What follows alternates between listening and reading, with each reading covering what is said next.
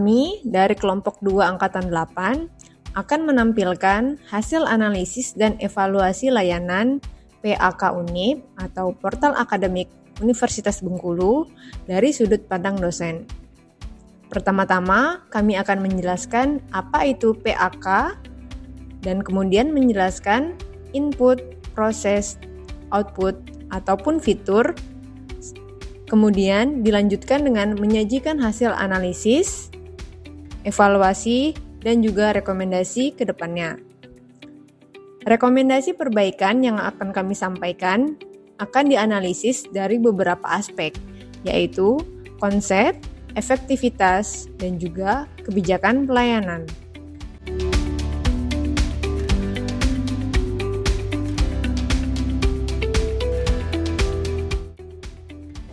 Portal akademik merupakan sebuah sistem informasi yang berfungsi sebagai integrator informasi akademik yang ada di berbagai unit akademik, baik program studi ataupun fakultas, sekaligus sebagai sarana komunikasi antar sivitas akademika kampus.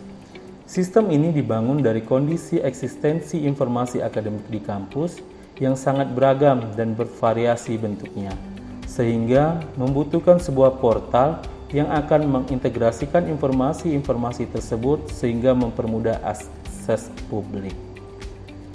Adapun pengguna portal akademik antara lain yang pertama administrator, yang kedua dosen, yang ketiga mahasiswa.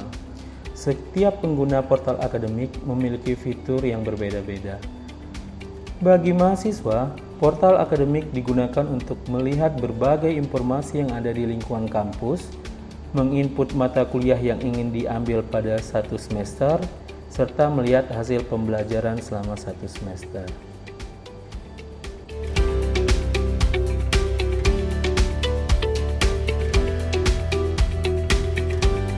Baik, selanjutnya saya akan menjelaskan tentang input, proses, dan output dari fitur yang digunakan oleh dosen di portal akademik Unip.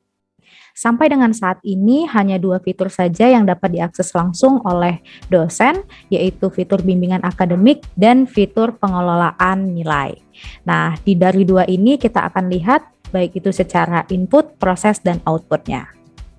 Yang pertama untuk fitur akademik. Nah, inputnya ini bentuknya adalah mahasiswa memilih semua rencana mata kuliah yang ingin diambil pada semester tersebut, sehingga nanti akan ada tampilan di PAK dosennya itu tentang rencana KRS ataupun KRS yang diajukan oleh mahasiswa. Prosesnya adalah pertama kali mahasiswa dan dosen itu bertemu tatap muka, melakukan bimbingan, baru setelahnya ada persetujuan dosen melalui fitur. Ada tombol yang diklik untuk menyetujuinya. Kemudian outputnya adalah rencana studi mahasiswa tersebut di semester itu. Selanjutnya yang kedua adalah fitur pengelolaan nilai. Nah, ini inputnya adalah dosen memasukkan nilai ke sistem yang bentuknya seperti ini. Jadi nanti dosennya akan memasukkan nilai satu-satu dari masing-masing mahasiswa tersebut. Prosesnya adalah sistem menyimpan data dalam database yang outputnya adalah kartu hasil studi mahasiswa.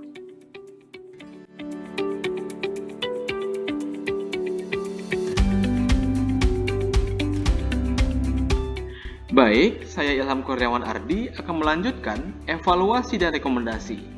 Dari hasil analisis kami, dapat dievaluasi bahwa website portal akademik Universitas Bengkulu itu masih kurang optimal dalam menyelenggarakan pelayanan publik, sehingga tujuan PAK sebagai media integrator sistem informasi akademik dan sarana komunikasi Civitas Akademika Universitas Bengkulu itu belum maksimal. Hal ini kontras dengan perkembangan ilmu pengetahuan dan teknologi yang mengharuskan lembaga pendidikan dapat adaptif dan solutif dalam menghadapi dinamika kehidupan. Nah, oleh karena itu, kami merekomendasikan untuk melakukan perbaikan dari beberapa aspek, yaitu konsep, efektivitas, dan kebijakan pelayanan. Maka saya akan tunjukkan gambarannya seperti ini.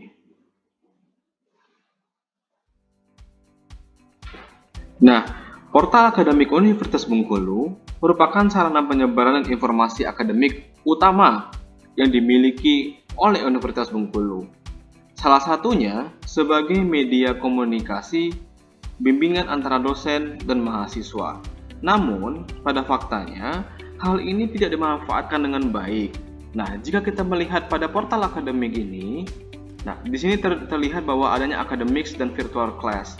Namun, pemanfaatan virtual class misalnya seperti ini, adanya pengumuman, ini tidak dimanfaatkan secara baik, terus juga ada agenda kelas, kemudian juga agenda pribadi, terus juga ada file sharing, dan sebagainya, kemudian juga ada workshop. Nah, ini tidak dimanfaatkan secara baik itu dosen sebagai pemegang kunci dari akun portal akademik, terus juga kepada tenaga pendidik tidak memberikan informasi-informasi aktual dan terupdate sehingga mahasiswa dapat menikmati portal akademik ini.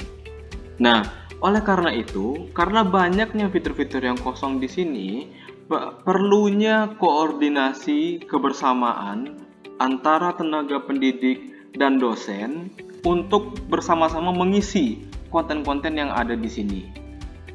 Analisis selanjutnya mendapati bahwa tidak ada sinkronisasi antara akun PAK Unip dengan email akademik dosen, sehingga untuk hal-hal penting sering terlewatkan. Adapun rekomendasi yang kami tawarkan adalah sebuah pembaharuan dalam konsep dan efektivitas, berupa PAK Unip harus dapat disinkronkan dengan email instansi ataupun email pribadi setiap dosen, sehingga informasi dapat diakses secara cepat dan juga efektif. Analisis selanjutnya kita lihat di portal akademik Unip. Di sebelah kanan kita belum menemukan fitur bimbingan secara online, baik bimbingan akademik maupun bimbingan tugas akhir, di mana fitur tersebut dibuat untuk berdiskusi secara pribadi antara dosen dan mahasiswa. Selanjutnya dalam KRS, pengisian KRS, portal akademik Unip ini belum efisien karena mahasiswa masih harus memprint out KRS untuk meminta tanda tangan dari dosen pembimbing yang bersangkutan. Selanjutnya, bagaimana evaluasi agar identifikasi kekurangan dari portal akademik ini dapat ditindaklanjuti. Yang pertama, kita harus mengalihkan proses bimbingan akademik tersebut sepenuhnya secara online. Artinya kita tidak perlu lagi meminta mahasiswa untuk print out KRS untuk ditandatangani kembali oleh dosen yang bersangkutan. Kemudian bagaimana evaluasi secara pelayanan?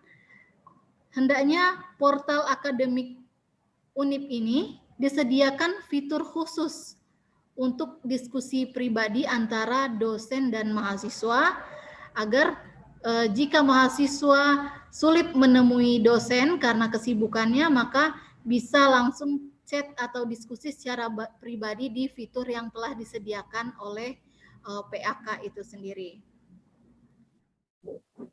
Baik, hasil analisis kami yang terakhir mengenai portal akademik Unip itu secara tampilannya. Sebenarnya tampilannya sudah sederhana dan mudah untuk menemukan fitur-fitur yang dibutuhkan. Namun bentuk tampilannya seperti yang sudah kita lihat bersama di sini, tampilannya masih potret untuk website dan terkesan kurang kekinian. Bisa dilihat di sini copyright-nya 2006 sampai 2009 gitu kan. Jadi memang sudah kurang mengikuti perkembangan zaman.